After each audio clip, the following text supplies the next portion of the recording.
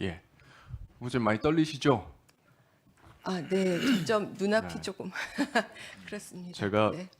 지금부터는 평소에 잘 알고 계실 내용을 여쭤볼 테니까 그냥 네. 편안하게 평소 알고 계신 대로 또 평소 생각하신 대로 대답해 주시면 감사하겠습니다.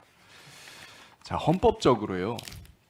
사법권 독립이라는 용어가 맞습니까? 사법부 독립이라는 용어가 맞습니까? 저는 재판의 독립이라고 생각하고 있었습니다. 네. 재판의 독립이 사법권 독립인가요? 사법부 독립인가요? 우리 헌법 사법권 독립이어야 될 것 같습니다만. 우리나라 헌법 교과서에 전부 다 사법권 독립이라고 되어 있습니다. 네. 사법부 독립이라는 용어는 쓰지 않습니다. 네. 네, 언론 용어일 뿐입니다. 둘의 무슨 차이가 있을까요? 그러니까 사법부와 사법권을 말씀하신 거지요. 그렇죠. 네. 사법권은 이제 저희가 재판을 독립해서 하라는 의미일 것이고 사법부는 판사의 신분 보장 쪽에 더 가깝다고 느껴집니다. 정확하게는 둘 다 사법권 독립입니다. 네. 그러니까 헌법상 인정되는 것은 사법권 독립밖에 없습니다. 우리 주권자들이 인정한 것은 사법권 독립이지 사법부 독립이 아닙니다. 조직의 독립을 인정한 것이 아니고요. 주권자로서 재판을 받을 때 독립된 재판관에 의해서 공정한 재판을 받고 싶다라고 하는 국민적 요구 때문에 사법권이라고 하는 권한을 독립시켜 놓은 것입니다. 알고 계시죠? 예. 벵갈로어 법관 행동 준칙 알고 계시죠? 가장 원탁 회의에서 채택한 준칙이고요. 유엔이 후원한 회의였습니다. 네. 여기에 본인이 쓰신 글에 이렇게 돼 있어요. 법관은 다른 법관들로부터 독립하여 재판하여야 한다. 이에 관여해서 어떤 의심도 불러일으키지 않는 방식으로 재판할 의무가 있다. 그리고 마지막에 글 덧붙이신 것이 여기에 어긋나는 일을 묵인하지 않아야 된다. 이것이 법관 개인을 헌법기관으로 두어 독립성을 보장한 헌법 제정권자의 신뢰를 얻는 길이다. 이렇게 정확하게 쓰셨어요. 네. 법관 개인이죠. 조직이 아니라. 네. 자, 이런 차원에서 사법농단은 실체가 없다. 일부 언론에서 이런 기사를 썼습니다. 최근에. 맞습니까? 사법농단은 실체가 없습니까? 아예 없는 것이라고는 생각하지 않습니다. 다시 제가 바꿔서 물어볼게요. 사법권 독립을 침해한 일이 있었습니까? 없었습니까?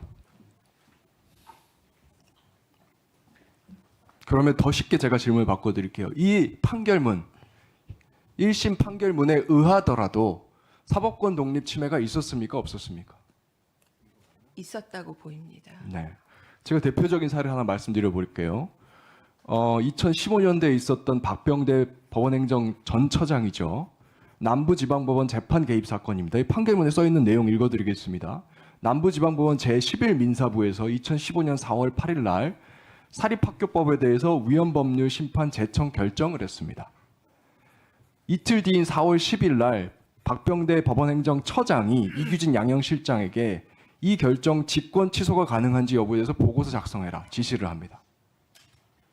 그리고 3일 뒤인 4월 13일 날 법원행정처장 주재 실장회의에서 담당 재판부로 하여금 원결정 직권 취소하도록 하자라는 최종 결정을 합니다. 자, 이 남부지방법원 11부에 있었던 이 사건은 사법권이 누구에게 있습니까? 재판권이? 재판부에 있다고 생각합니다. 그렇죠. 그러면 법원행정처에 있는 양형실장 포함한 법원행정처장이 주재하는 이 실장회의에서 재판권을 가지고 있습니까? 없다고 알고 있습니다. 뭐 당연한 얘기죠. 예. 근데 지금 이게 해당 사건에 대해서. 네네. 해당 사건에 대한 이야기입니다. 그러면 해당 사건에 대해서 재판권이 없는 사람들이 모여서 회의를 해서 그 사건에서 이미 결정이 내려진 것에 대해서 취소하기로 할 결정을 할 수 있습니까? 근데 위원님 송구합니다만 그 사건이 지금 항소돼서 서울고등법원에 좋습니다. 그러면 저 사실관계 전제에서 이야기합시다. 제가 네, 이거에 네. 대해서 뭐 재판 관여나 이런 의도는 전혀 없습니다. 네. 이 팩트는 어차피 안 밝힐 겁니다. 왜냐하면 당사자들이 다 인정한 그렇다고 거니까요. 생각합니다. 네. 네. 다시 묻게요. 법원 행정처에서 해당 사건에 대해서 재판권이 없다고 하셨습니다. 재판권 없는 사람들이 재판 결과를 취소하자고 결정을 했습니다. 회의를 해서. 재판권 침해입니까? 아닙니까?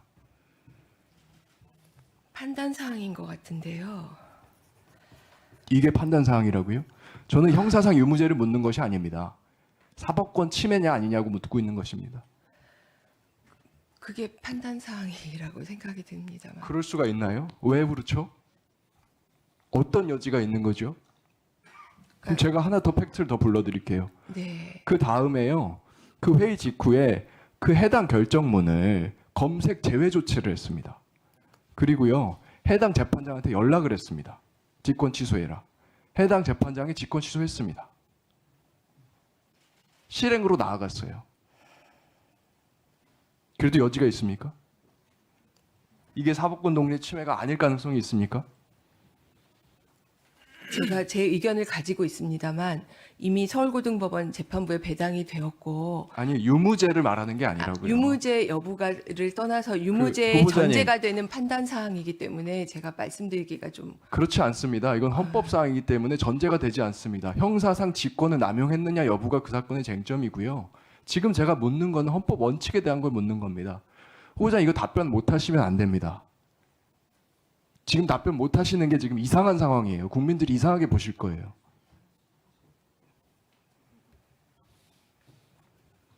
재판권 침해가 아닙니까 이게?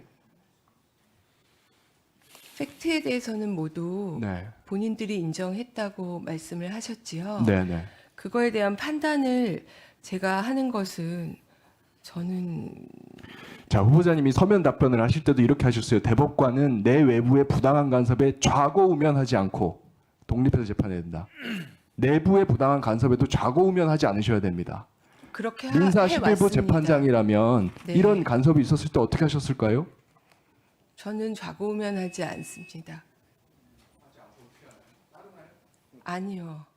이미 등록했기 때문에 그런 전화가 와도 따르지 않았을 겁니다.